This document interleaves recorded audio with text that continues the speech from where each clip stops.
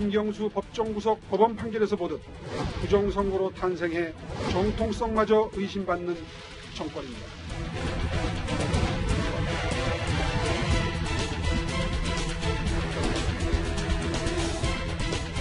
청와대 주변 권력자들은 어떻게 봐줬고 보호해줬는지 국민들께 고발하려 합니다. 이 인거는 알아보라고 지시한 것입니다.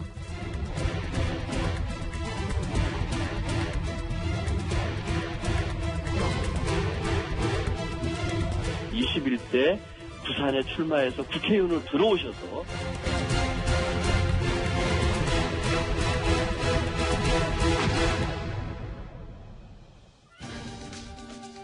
많이 들어보셨죠? 영린.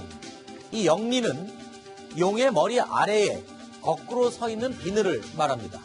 군주의 노여움을 비유하는 말이기도 한데요. 지난 주말 대통령의 영린을 건드린 두 남자가 있습니다. 오세훈 전 서울시장과 김태우 전 수사관, 이 두 사람입니다. 1년 9개월 만에 문재인 정권은 우리 대한민국을 중환자로 만들어 놓았습니다. 김경수 법정구속 법원 판결에서 보듯 부정선거로 탄생해 정통성마저 의심받는 정권입니다. 이재용 차장. 예. 아니, 오세훈 전 시장이 지금 대통령의 영린, 특히 임기에 대해서 언급을 했어요. 임기를 언급했다. 그럼 뭐 탄핵이라도 하겠다는 겁니까? 어떻게 된 겁니까? 그렇습니다. 9일 날 제주도에서 청년위원회 발대식이 있었는데 그 자리에서 이제 연설을 하면서 이런 이제 임기 얘기를 했는데요. 네. 결국 이제 드루킹 사건을 언급하면서 김경수 경남도지사가 법정구속됐다. 거기에 이제 거의 공범으로 지금 문재인 대통령이 언급되고 있으니 임기를 채우지 못할 수 있다. 이런 얘기를 한 겁니다. 근데 이건 뭐 대통령의 영린이라보다는 민심의 영린이겠죠. 여태까지 대통령의 임기를, 그러니까 대선 불복 프레임을 같이 쓴 순간에 굉장히 민심이 역풍받았기 때문에 그런 점에서 드루킹 사건 판결 이후에도 계속 한국당은 이제 대선 불복이 아니다 이렇게 거리를 도왔는데 오세훈 전 시장이 바로 그 점에서 대통령 임기를 언급하면서 어떤 불복에 대한 얘기를 꺼내서 오히려 역풍 말 수 있다 이런 우려가 나오고 있는 겁니다. 더욱이 눈길을 끌고 있는 것은 바로 이 대목입니다. 임기를 못 채울 것에 대비해서 대체 주자를 마련해야 한다. 즉 말하면 자신이, 오세훈 전 시장 자신이 그 대체 주자다. 뭐 이런 뜻이 되는 겁니까? 황교안 전 총리를 건너뛰고 아예 대통령과 자신을 대립각에 세워놓는군요. 그러니까 이제 오세훈 전 시장이 이제 아마 선거운동을 보니까 네. 본인한테 상당히 좀 이제 어떤 면에서 보면 좀 불리한 상황. 지금 왜냐하면 이제 황교안 전 총리가 어떤 면에서 보면 좀 앞서 나가는 상황. 그러다 보니까 굉장히 좀 오버를 하신 것 같아요. 아하. 왜냐하면 이제 본인과 황교안 전 총리의 어떤 대립각을 세우다 보면 이게 상황 자체가 안 좋으니까. 그렇죠. 문제는 이제 문재인 대통령하고 이제 각을 세워서 뭔가 좀 당원들의 지지를 받겠다는 수로 해서 좀 제가 볼 때 무리수를 둔 것 같은데. 네. 문제는 참 자유한국당의 최근의 모습을 보면 조그마한 걸 보고 지금 굉장히 크게 해석하려고 하는 느낌들이 있지 않습니까? 아하. 그러니까 뭔가 본인들의 뭐 마음은 알겠습니다. 왜냐하면 뭐 탄핵을 당했고 또 선거를 이제 했고 이런 측면에서는 이제 문재인 대통령이나 현 정부의 비판적 시각은 이해가 가지만 네. 그러나 상황을 보면 지금 하나하나 차근차근 뭔가 쌓아가도 모자랄 판에 네. 조그마한 걸 보면서 지금 굉장히 크게 해석을 하고 있고 네. 또 그렇게 되기를 바라고 있는 것 같거든요. 네. 아까도 말씀하셨지만 결국 이게 또 민심에 대한 또 영린이 될 수도 있습니다. 네. 그러니까 말 하나하나가 보면 조금 당이 이제 좀 살아날만 하니까 또 이렇게 지금 자충수를 계속 두고 있잖아요. 이제 그런 상황을 보면 참 자유한국당이 아직은 좀 멀었다라는 좀 저는 개인적인 생각이 듭니다. 이것도 아까 이현정 의원께서 말씀하신 문재인 대통령의 야당복에 해당되나요? 뭐 그런 게 하나에 속할 수가 있겠죠. 네. 야당복. 계속 머리에 맴도네요, 그 얘기가. 자, 오세훈 전 서울시장의 임기 발언이 채 가라앉기도 전에요.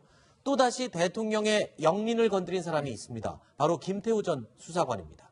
자, 김태우 전 수사관은 어제 2차 추가 폭로에 나서면서 청와대의 도덕성과 김경수 지사를 모두 언급했습니다. 수사 사항을 불법으로 조회한 것은 제가 아니라 청와대입니다. 드루킹이 60기가 분량의 USB를 특검에 제출하였다는 내용이었습니다. 기사를 텔레그램 방에 올리면서 저를 포함한 검찰 출신 특감 반원 4명에게 이렇게 지시하였습니다. 이거 맞는지, USB에 대략 어떤 내용이 있는지 알아보면 좋겠는데 라고 지시하였습니다. 양지열 변호사님, 김태우 전 수사관은 지금 내일 검찰 소환 예정이에요. 근데 검찰 조사 중인데 수사 중에 왜 이렇게 계속 또 폭로를 하는 겁니까? 본인의 오늘 주장의 요지는 뭐냐면, 네. 이게 내가 지금 현재 수사 상황을 알아봤다. 이 부분이 이제 비위나 불법성이 있는지를 수사를 받는 거 아니겠습니까? 네네. 근데 그게 내가 했던 게 문제가 아니라 청와대가 오히려 수사 과정에서는 더 관심을 가지고 있었다. 그러면서 청와대에서도 이거를 나한테 이인걸 특감반장을 통해서 드루킹 수사와 관련된 내용을 알아보라고 지시를 했다라고 네. 했는데요. 그래서 저 알아보라는 게 과연 어디를 알아보고 어떤 내용까지 알아보라고 했는지가 네. 과연 이게 불법적이고 부정한 것인지 아닌지가 관건이 되겠죠. 네. 양쪽의 입장이 좀 많이 갈리고 있습니다. 네. 김태우 전 수사관이 가장 먼저 언급한 내용은요, 김경수 지사와 관련된 드루킹 특검이었습니다. 청와대 민정수석실 특별감찰반에서 수사 상황을 확인하려고 했다. 뭐 이런 부분인 것 같은데, 김태우 변호사님. 네. 어떻습니까? 청와대에서 이 특검 수사 상황을 확인하려고 하면은 일단 안 되는 건가요? 뭐 무리는 좀 있죠. 왜냐하면 그래요? 특검은 사실은 정치적 독립성, 수사의 독립성이 있어야 되는 건데, 네. 왜냐하면 검찰 수사 상황도 만약에 청와대에서 확인하려고 했다면 그건 사실은 검찰이 독립이라는 측면에서 보면 안 되는 거 아니겠습니까? 그런데 더군다나 검찰보다 조금 더 독립적이어야 되는 이제 특검 수사를 상황을 알아보려고 했다는 거는, 만약에 사실이라고 하면 당연히 청와대는 비판을 받을 수밖에 없는 거고, 이게 또 하나 이 수사 자체가 어떤 뭐 개인적 비리나 이런 문제가 아니라 김경수 수사의 대선 과정에서 문제, 그리고 대선 과정에서의 문제가 어떻게 보면 뭐 문재인 대통령한테도 뭐 아주 잘못하게 되면 뭐 불똥을 칠 수 있는 그런 상황이었기 때문에, 이거를 만약에 진짜 알아보려야 됐다는 것이 맞다고 하게 되면 그럼 청와대는 비판을 받을 수밖에 없는 거죠. 그래서 이제 일단 이인걸 전 특검반장 같은 경우에는 아니다라고 일단은 선을 긋고 있는 겁니다. 그러니까 이 김태우 전 수사관의 얘기가 맞는지 안 맞는지까지는 아직까지 뭐 이것이 밝혀진 것은 아닙니다. 근데 이런 얘기를 또 했어요. 김태우 수사관이 이인걸의 지시가 떨어지자마자 13분 만에 이 내용이 확인돼서 보고가 올라갔다. 그렇다면 뭔가 즉각적으로 특검팀 내부의 사람이 전달을 해주거나 청와대 보고를 한 게 아니냐. 그렇다면 청와대의 수사 개입이라고 할 수 있다. 이 부분을 지적하는 거잖아요. 뭐 그 얘기도 이제 일단은 저 얘기는 김태우 전 수사관의 말이 이제 100% 맞다고 이제 전제를 하고 말씀을 드리는 거예요. 일단 네. 김태우 전 수사관의 주장이기 때문에. 네. 그런데 만약에 지시하고 13분 만에 검찰 출신 특검을 한 사람이 제가 알아봤더니 이런 거 있습니다라고 이제 얘기가 되면, 그러면 그건 지금 진짜 특검 쪽에 예를 들면 그 특검이라는 게 사실은 외부 인력뿐만 아니라 검찰에서 파견된 사람들도 특검을 구성하고 있는 거거든요. 네. 그렇게 되면 그 검찰 파견 인력들 중에 한 사람이 검찰 출신 특검반원에게 전달했을 가능성도 배제할 수 없는 거죠. 김태호 전 수사관의 말이 맞다고 하면요. 네. 자, 김경수 지사의 구속, 야당의 공격, 그리고 김태우 전 수사관의 추가 폭로.